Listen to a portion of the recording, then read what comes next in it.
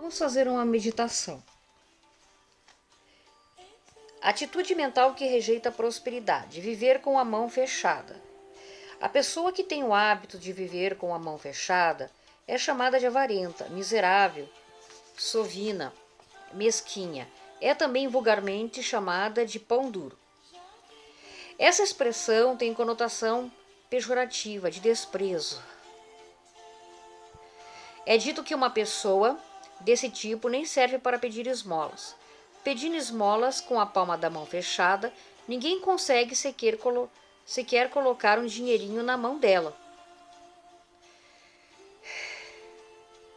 Analisando superficialmente, a pessoa de mão fechada pode conseguir uma certa economia, ajuntando centavo por centavo sem gastar.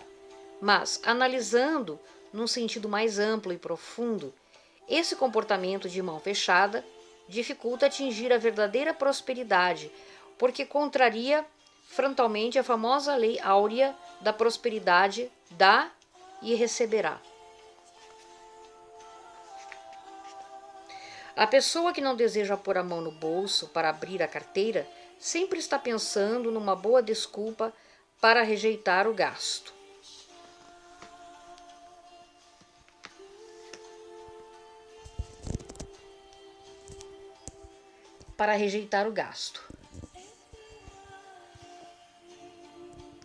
O melhor argumento para não soltar seu dinheiro é aquela famosa desculpa: no momento não disponho dessa quantia. Certo? A repetição dessas palavras acaba criando uma tendência à mesquinhez no seu subconsciente. Essa tendência mental faz com que se processe um mecanismo de defesa e acabe criando ao redor da pessoa uma atmosfera de pobreza. O subconsciente dessa pessoa fica satisfeito com o fato de ter construído uma muralha de defesa contra o gasto ou a saída de dinheiro, mantendo a aparência de pessoa carente. Essa aparência pobre talvez possa servir para proteger o indivíduo contra eventual assaltante ou sequestrador.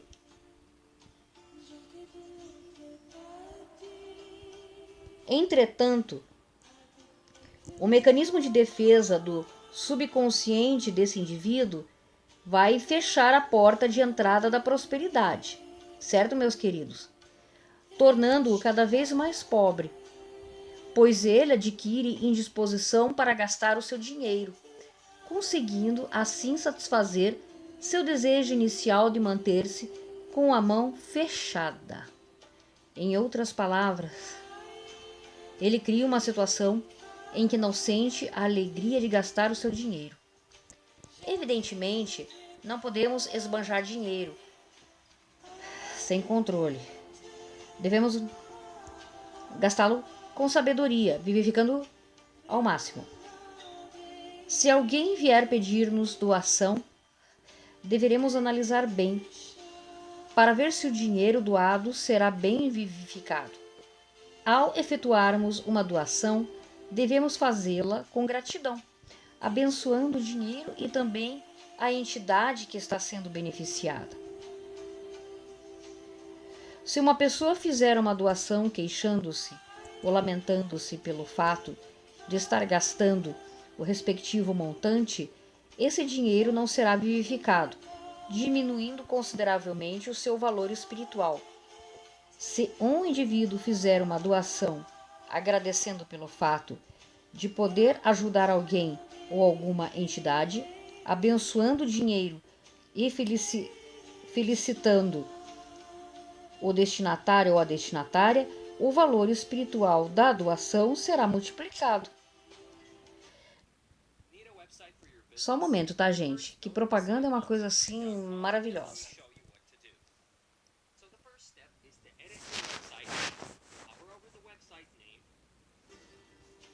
Tá? Verificado. Evidentemente, Fazendo a doação com esse espírito, o indivíduo acabará recebendo-a de volta em forma de graças multiplicadas, obedecendo assim à lei: dá e receberá.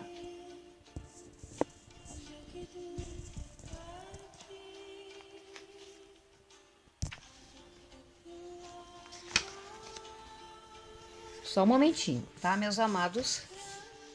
Para eu trocar de página aqui. Atitude mental que rejeita a prosperidade: nunca oferecer mais do que recebe.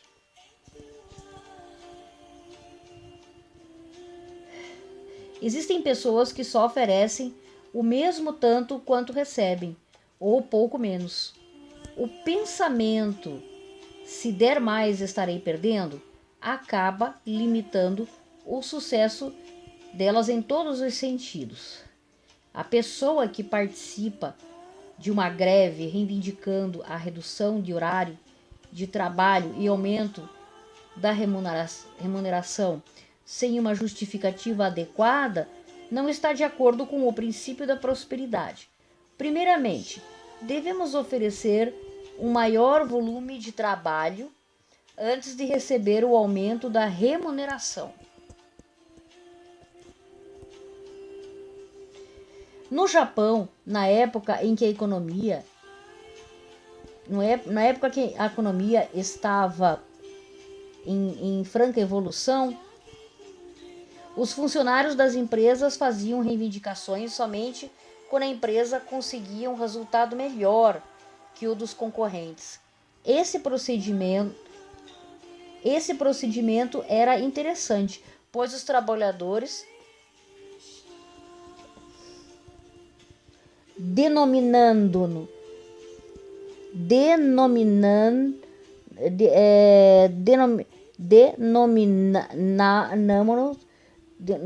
de greve, apesar de não paralisarem o trabalho nem deixarem cair a produção. A postura desses funcionários estava de acordo com o princípio da prosperidade, que é oferecer algo antes de esperar receber a recompensa. O mundo dos empreendimentos é um mundo de equilíbrio. Faça de conta que existe uma pessoa que ganhe um salário de R$1.000. Se ela se dedicar ao seu trabalho de forma que valha R$1.200, gerará um desequilíbrio de salário em relação ao trabalho. O empregador terá de aumentar a remuneração dela em 20%, ou seja, em R$200, para que haja uma equiparação justa. Esse trabalhador ficará ainda mais grato, animado e se dedicará para produzir 30% a mais. Pela lógica, a empresa terá de aumentar em 30% o salário, a fim de que haja equilíbrio. Se a função ou o cargo que essa pessoa estiver ocupando for incompatível com a remuneração, ocorrerá uma promoção de cargo ou categoria para justificar a dedicação do empregado. Esse tipo de funcionário crescerá dentro da empresa, seguindo uma carreira profissional brilhante. Mas pode existir uma pessoa que deseje levar vantagem, trabalhando um pouco menos do que ganha. Por exemplo, esse trabalhador pode ter um salário de R$1.000, mas estar pensando: como ganha apenas R$1.000, vou trabalhar um pouco menos, isto é, o equivalente a R$800. Fazendo isso, estarei lucrando 200. Quem tem esse tipo de comportamento nunca terá sucesso e sempre será um bom candidato para perder emprego. Numa ocasião de reestruturação da empresa, essa pessoa ocupará os primeiros lugares na lista de dispensa.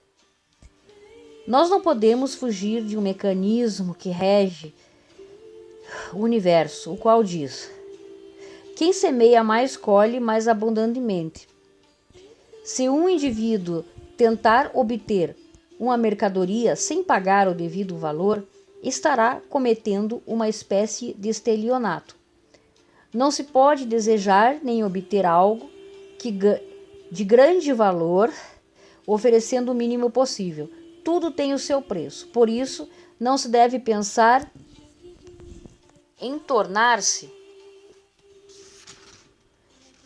Só um minuto, gente. Em tornar-se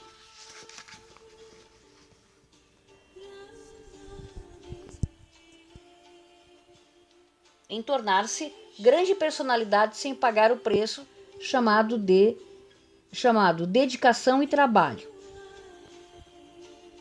Existem pessoas que conseguem alcançar muita prosperidade enquanto outras não. As que conseguem muito dinheiro, evidentemente executando-se os ladrões e vigaristas, são pessoas que oferecem algo bom ou proporcionaram algum bem a grande número de pessoas. Aquelas que forneceram a muitas pessoas algo de que elas estavam precisando ou que inventaram algo útil a todos, certamente enriquecerão. Os grandes jogadores, atletas, tornam-se milionários porque proporcionam alegria aos torcedores. Os galãs conseguem fazer fortuna dando alegria aos fãs. Acredito que as lojas que estão prosperando são as que oferecem algo a mais aos clientes. Uma loja bem conceituada é aquela que presta bons serviços aos fregueses. Se uma loja vende bons produtos a preço justo e, além disso, tem ótimo serviço de atendimento, é natural que aumente a sua reputação. Eu tenho um amigo que, certa ocasião, resolveu comprar um carro novo. Ele estava com desejo de comprar um determinado modelo. Mas quando ele visitou a agência de uma concessionária de outra marca, apenas por curiosidade, acabou adquirindo um veículo devido ao atendimento muito educado do vendedor. Essa concessionária, além de vender mais carros, conseguiu um ótimo cliente, que fez merchandising da loja gratuitamente. Em se tratando de funcionários assalariados, se a empresa resolve dar-lhes aumento de salário ou promoção de cargo, é porque acha que a produção deles está além de seus salários atuais. Mas há funcionários que não produzem o suficiente para merecer nem o salário atual e ainda querem forçar o aumento através de greves. Pode ser que, diante da pressão da maioria, a empresa acabe concedendo o aumento exigido. Porém, os funcionários poderão gozar desse benefício apenas temporariamente, pois essa deveção de salário poderá levar a empresa a uma situação financeira difícil, até mesmo a falência. Se isso acontecer, a empresa não terá outra opção senão demitir os funcionários menos produtivos. Como vemos, meus queridos, quem pretende ganhar dinheiro trabalhando pouco, sem produzir o suficiente, estará fazendo o mesmo que barrar por si próprio o caminho da prosperidade. Esse tipo de pessoa, além de perder o emprego, está acumulando karmas negativos, prejudicando a empresa, a ponto de levá-la à falência. Assim, atitudes dessa natureza poderão fazer com que outros funcionários percam o emprego. Mesmo que a empresa não chegue a quebrar, ela poderá se mudar para outros municípios ou estados, causando prejuízo à economia e ao desenvolvimento da cidade. Através da lei de causa e efeito, a pessoa que acumula karmas negativos não pode viver a verdadeira felicidade. Infelizmente, dentro da estrutura econômica atual,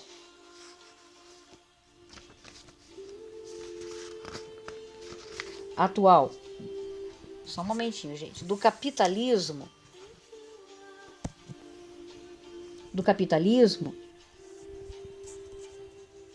há pessoas que praticam corrupção, bem como existem homens astutos que acumulam imensas fortunas explorando os fracos. Entretanto, nós não podemos dizer que essas pessoas sejam realmente prósperas. A essência da verdadeira riqueza é o celeiro espiritual. A riqueza material não passa de sombra do celeiro espiritual. A riqueza obtida por meios ilícitos desaparece com o passar do tempo, como visões de um sonho, pois ela é uma riqueza sem o alicerce chamado virtudes acumuladas. Evidentemente, as virtudes acumuladas, apesar de serem invisíveis, um dia irão materializar-se de alguma forma visível. É dito que o celeiro espiritual corresponde a um filme ou a uma fita de vídeo, cujo conteúdo é a essência da riqueza. Mesmo que uma pessoa tenha acumulado riqueza no celeiro espiritual, ela só poderá projetar em sua vida a prosperidade se mantiver a devida condição. A condição é a dedicação ao trabalho com a devida atitude mental. O mais importante é concluir que a pessoa está produzindo realmente um trabalho correspondente ao ordenado que recebe. Se não está correspondendo, se está oferecendo um trabalho inferior ao salário recebido, é o mesmo que estar diminuindo o conteúdo do celeiro espiritual.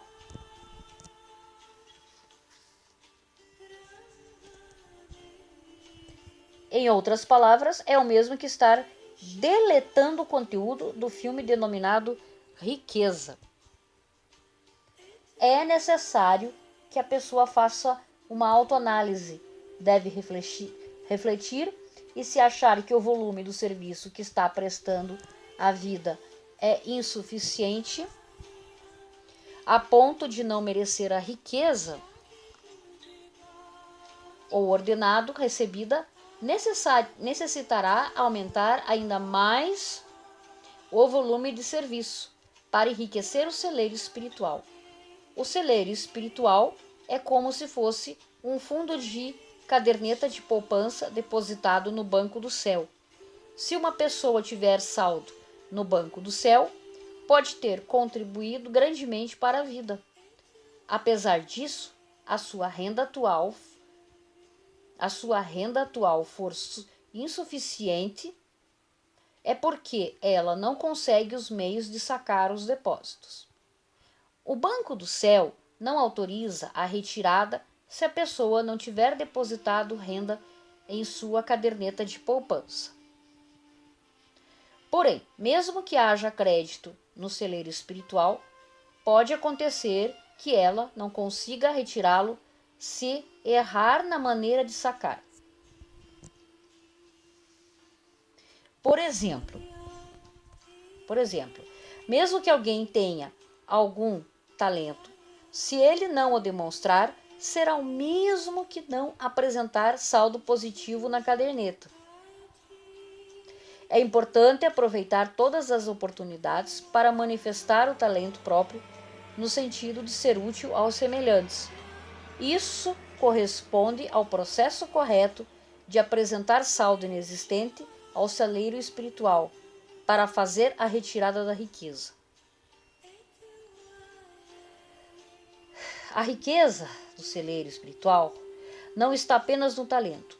Nesse caso, o caráter corresponde à caderneta de poupança.